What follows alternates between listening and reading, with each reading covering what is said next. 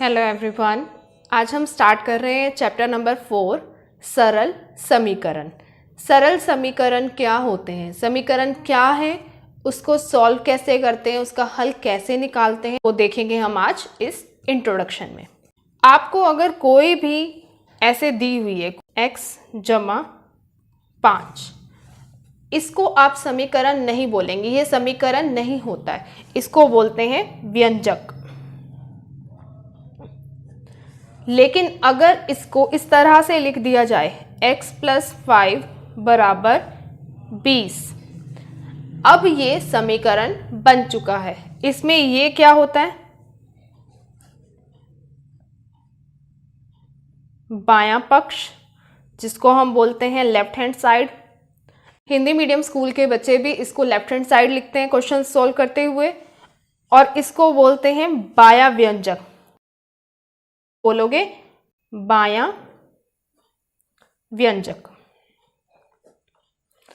और इसको ये जो है, जिसको हम इक्वल्स टू बोलते हैं, इसको यहां पर बोलते हैं समता चिन्ह, समता या फिर समीका चिन्ह।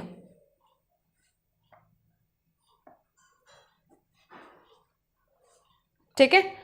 और ये जो है इस तरफ, ये जो संख्या दी हुई है, ये होता है दायां पक्ष, जिसको हम दायां व्यंजक भी बोलते हैं, और इसको हम लिखते हैं राइट हैंड साइड। और ज़रूरी नहीं है कि इस तरफ ये जो दी हुई है, ये जो व्यंजक दिया हुआ है, ये एक अकेली संख्या ही हो, ये कुछ और भी हो सकता है इसकी जगह पर। और यहाँ पर ये जो x है वो क्या है, x को हम बोलते हैं चर। चर का मतलब क्या होता है, ऐसी राशि जिसकी संख्या बदल सकती है, जिसकी संख्या निर्धारित नहीं होती, जिसका मान निश्चित नहीं होता, इसको बोलते हैं हम चर राशि। फिर उसके बाद ये जो चर है, ये जरूरी नहीं आपको x ही दिया हो, क्वेश्चन में x भी दिया हो सकता है, x की जगह a b c d कुछ भी दिया हो सकता है। तो वो जो चर है उसका मान हमें ज्ञात करना होता है। फिर उसके बाद है सबसे पहले समीकरण बनाना। समीकरण को किस तरह से बनाते हैं हम, फर्स्ट आपको दिया हुआ है x और 5 का योग 10 है। योग क्या होता है, जमा करना। x और 5 का योग किसके बराबर है, 10 के। ठीक है। सेकंड है x और 6 का अंतर 20 है। x और 6 का अंतर का मतलब क्या है, हमें x में से 6 को घटाना है, तो ये क्या है हमारे पास 20। अब ये जो कथन आपको दिया हुआ है x और 6 का अंतर 20 है, इसको ये इस तरह से भी दे सकते हैं क्वेश्चन में, x में से 6 को घटाएं तो 20 प्राप्त होगा। x में से 6 को अगर घटा दो तो क्या प्राप्त होगा, 20। फिर उसके बाद नेक्स्ट है a का 10 गुना 20 है, यानी a को मैं 10 से गुना करती हूँ तो क्या आता है 20। नेक्स्ट है b को 5 से भाग देने पर 15 प्राप्त होगा। b मेरे पास कोई चर है, अगर मैं इसको 5 से भाग करती हूँ तो मेरे पास क्या प्राप्त होगा, 15। नेक्स्ट है z का 1/3 12 है। z है कोई नंबर, उसका 1/3 यानी 1/3 से मैं इसको गुना करूंगी, वो किसके बराबर है, 12 के।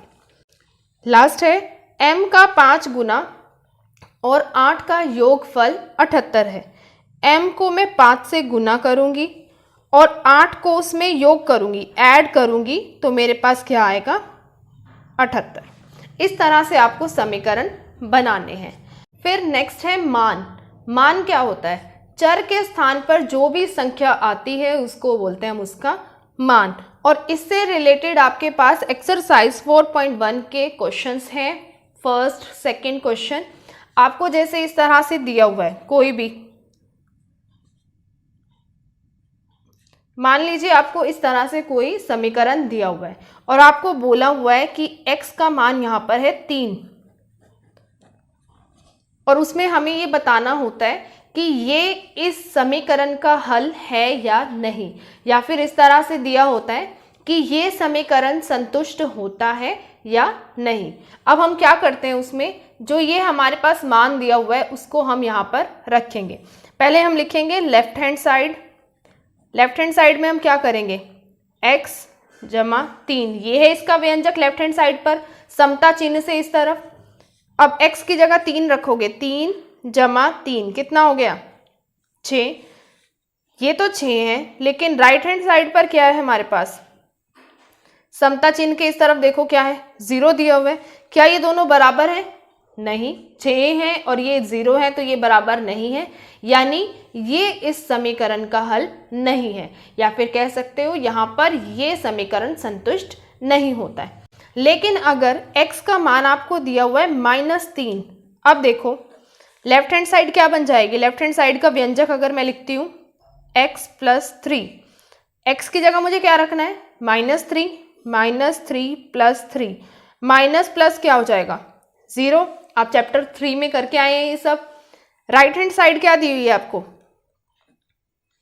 ये भी 0 है, तो दोनों बराबर आ गए, यानी x बराबर -3 इस समीकरण का हल है, या कह सकते हो कि अब ये समीकरण संतुष्ट है। ठीक है, इस तरह से करते हैं मान हम रखकर किसी भी चर का।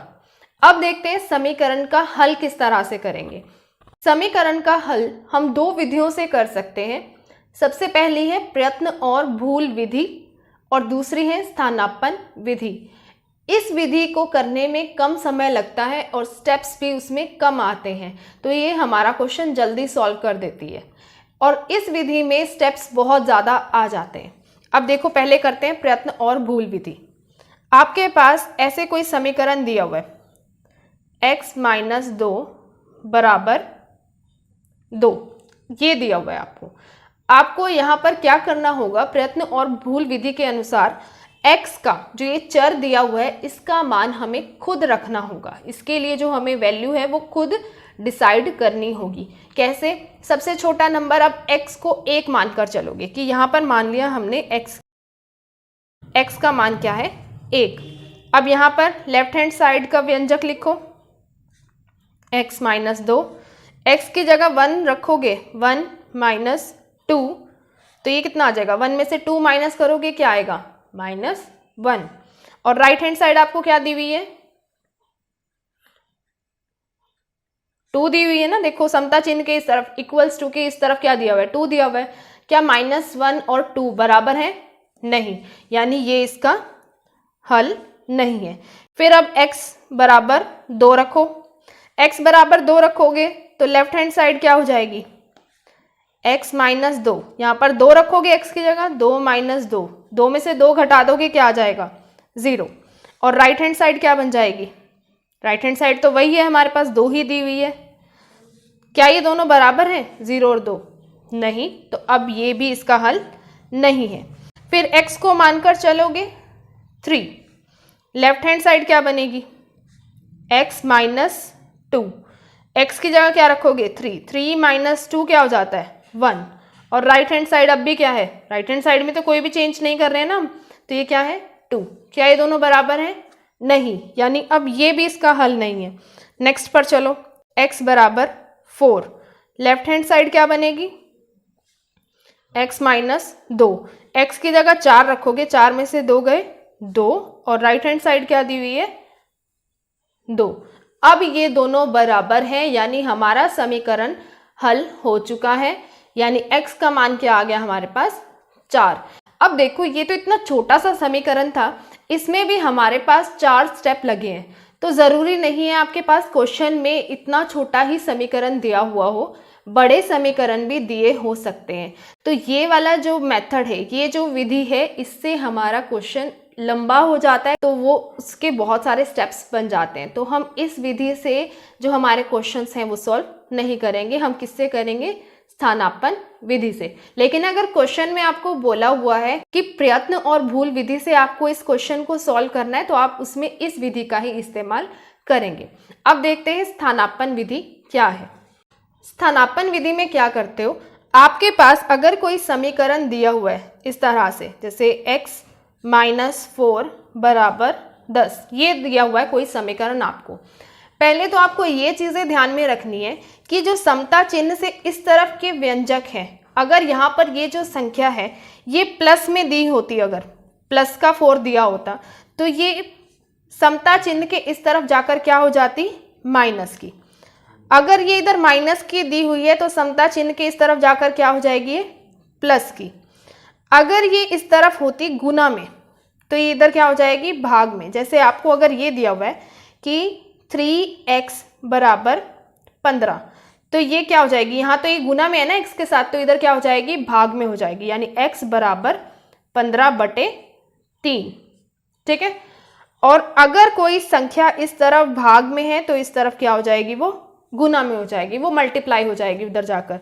कैसे, अगर आपको दिया हुआ है x/2 बराबर 5, ये इधर भाग में है ना इसके, x डिवाइड बाय 2, तो ये इधर क्या हो जाएगी, जाकर गुना हो जाएगी। अगर मैं इसको समता चिन्ह के इस तरफ लेकर जाती हूँ तो ये क्या हो जाएगा, x बराबर 5 गुना 2 यानी 10।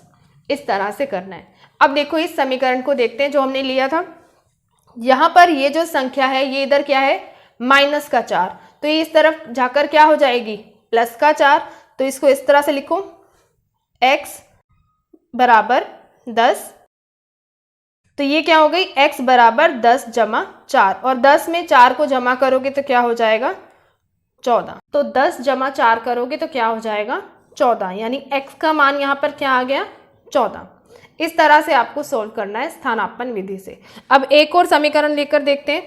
x जमा 3 बराबर 8 ये दिया हुआ है मान लो, तो यहाँ पर ये किस में है, संख्या जमा में है, इधर जाकर क्या हो जाएगी, घटा में हो जाएगी, यानी माइनस की हो जाएगी। तो ये क्या हो जाएगा, x बराबर 8 - 3, और 8 में से 3 घटाओगे तो क्या आएगा, 5, यानी यहाँ पर x का मान कितना आ गया, 5। ये होती है स्थानापन्न विधि। अब एक और विधि होती है जिससे हम किसी समीकरण को हल कर सकते हैं, वो होता है संतुलन बनाकर उसको हल करना। अब वो देखते हैं। मान लीजिए आपके पास एक समीकरण दिया हुआ है 10x - 20 बराबर 40, इस तरह से कुछ दिया हुआ है। अब देखो यहाँ पर इसमें से 20 को घटा रहे हो तो आपके पास 40 आ रहा है। इस 20 को मैं किस तरह से खत्म कर सकती हूँ, अगर मैं माइनस के 20 में प्लस का 20 जमा कर दूँ तो मेरे पास ये क्या हो जाएगा, 0 हो जाएगा। और मैं इस तरफ भी ये 20 जमा करूँगी, क्योंकि अगर मैं किसी समीकरण में बाएं पक्ष में कुछ चीज़ जमा, घटा या गुना या भाग कर रही हूँ तो वह मैं दाएं पक्ष में भी करूँगी। अब देखो ये क्या बन जाएगी, 10x - 20 + 20 बराबर 40 + 20। मैंने इधर भी 20 को जमा कर दिया, इधर भी 20 को जमा कर दिया। माइनस का 20 प्लस का 20 क्या हो जाएगा, 0, तो ये क्या बचेगा, 10x, ये ऐसे का ऐसे ही, और 40 और 20 कितने हो जाएंगे जमा करके, 60। अब देखो, अब मुझे इसको भी खत्म करना है तो मैं क्या करूँगी, इसको 10 से भाग करूँगी, दोनों पक्षों को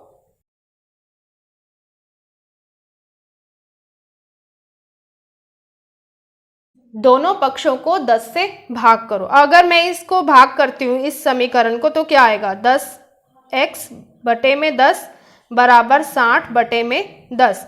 तो ये 10 से 10 तो कट जाएगा, 0 से 0 कट जाएगा, तो x किसके बराबर आ गया, 6 के। यहाँ पर भी आप लिखोगे, जब ये इसको 20 को जमा करोगे, जब भी आप किसी समीकरण में कुछ जमा या घटा करोगे तो आपको इसी तरह से लाइन लिखनी है कि दोनों पक्षों में 20 को जमा करो। अब एक और एग्जांपल देखते हैं इसका। अब मान लो आपके पास समीकरण दिया हुआ है 2x + 6 = 30, ये दिया हुआ है आपके पास। अब देखो इसको मुझे 6 को यहाँ से खत्म करना है, तो मैं क्या करूँगी, इसमें से 6 को घटा दूंगी तो 0 हो जाएगा। तो यहाँ पर लिखो, दोनों पक्षों से 6 घटाओ। क्योंकि अगर मैं एक तरफ से, एक व्यंजक से अगर किसी नंबर को घटा रही हूँ, जमा कर रही हूँ, गुना कर रही हूँ या भाग कर रही हूँ, तो मुझे वो दूसरी तरफ भी करना पड़ेगा, क्योंकि ये दोनों बराबर है ना। देखो इक्वल का साइन है बीच में। अब ये क्या बन जाएगा, 2x + 6 माइनस का 6 बराबर 30 - 6। 6 में से 6 घटाओगे तो क्या हो जाएगा, 0।